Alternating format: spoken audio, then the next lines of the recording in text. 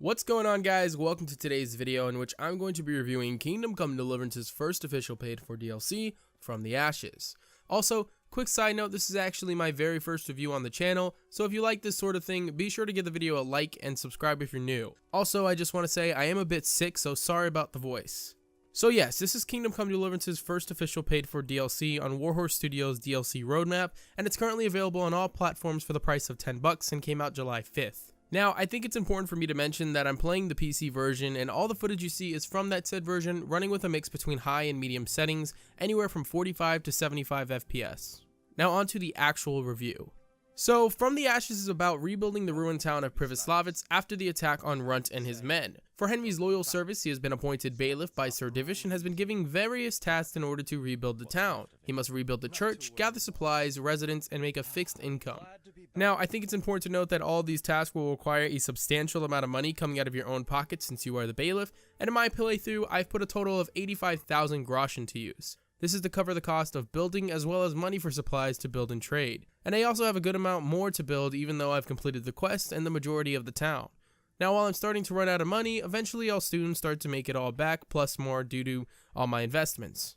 I played through the DLC on a character that had already beaten the main quest, so I kind of had a good amount of money already, but From the Ashes has actually been integrated into the game's main quest right after the attack on Privoslavitz, and the devs themselves actually recommend playing through the DLC while you're doing the main quest instead of at the end. And to be honest, I could see why. There's not much need to go out, explore, go into combat, or really do anything that the base game offers you in this DLC. And that's not necessarily a bad thing, but don't go into this expecting a bunch of new quests. The main sole objective of this DLC is to build up the city and take charge. Other than that, there isn't really anything else. So what exactly can you do? Well, you'll need to decide between different things to build. Since you only have a limited amount of space, for instance, I built a bakery and because of that I could not build a butcher shop. And for the forge, I chose to have it become an armor shop rather than a weapon shop. So yes, your choices do matter and overall affect what your town will have access to for you, the player. Now, on top of building, you'll also have your duties as bailiff, meaning you'll have to settle disputes between townspeople as well as make decisions when something goes wrong. And all of these decisions have an impact on the town's income as well as how the townspeople feel about you. We have a problem with water, that is, with the stream, with the use of the stream. The stream? What seems to be the trouble? Sir, they won't let me have a shit. What's that?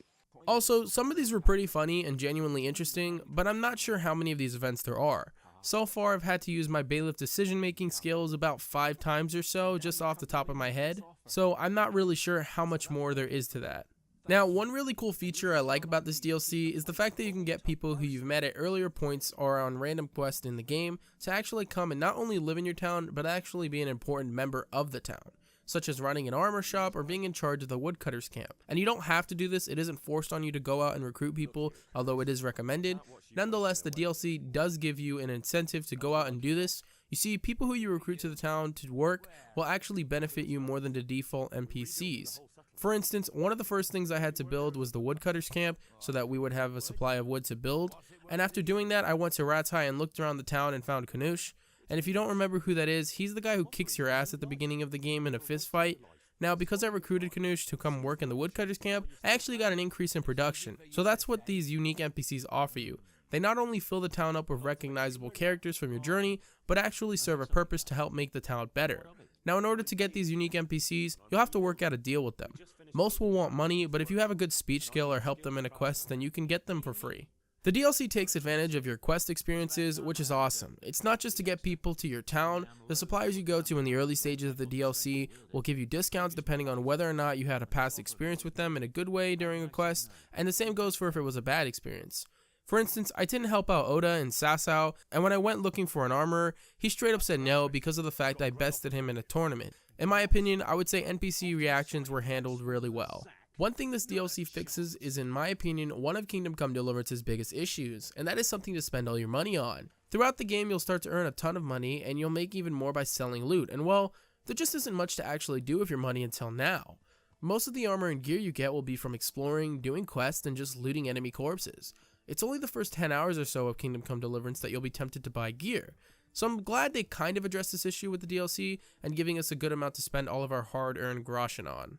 Now, in terms of bugs, I didn't run into too many. I really just had 2 issues. For some reason, a human prisoner from another quest in the game was at the camp, which kind of bugged it out when I went to talk to him.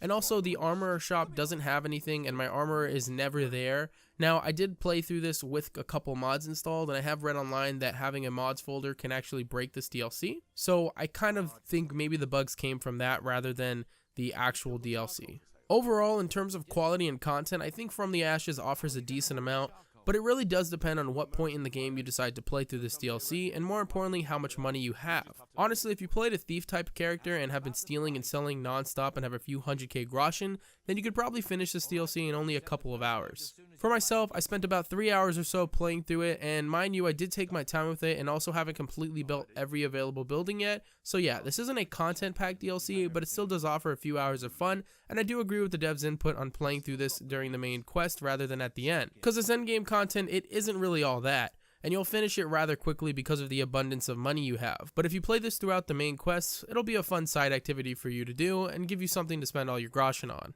So my final verdict. So what do I think? Is this a good DLC and is it worth the price of $10? Well, yes, I would say this is a pretty good DLC, nothing too special and isn't necessarily something I really loved, but nonetheless it did provide me with a few hours of fun. That being said, I don't 100% agree with the $10 price tag, especially when we have something as great as The Witcher 3's Hearts of Stone for the same price, and a bunch of games that go on sale for $10 such as Fallout New Vegas as well. I do think for some people the $10 asking price will be justified, but for others, myself included, $10 is just a tad bit too much for what's offered. Now, with everything that's been said in this review, my final score for the From the Ashes DLC is going to be a 7 out of 10. This is a pretty good DLC, so long as you don't go into this expecting a bunch of new quests or real endgame content.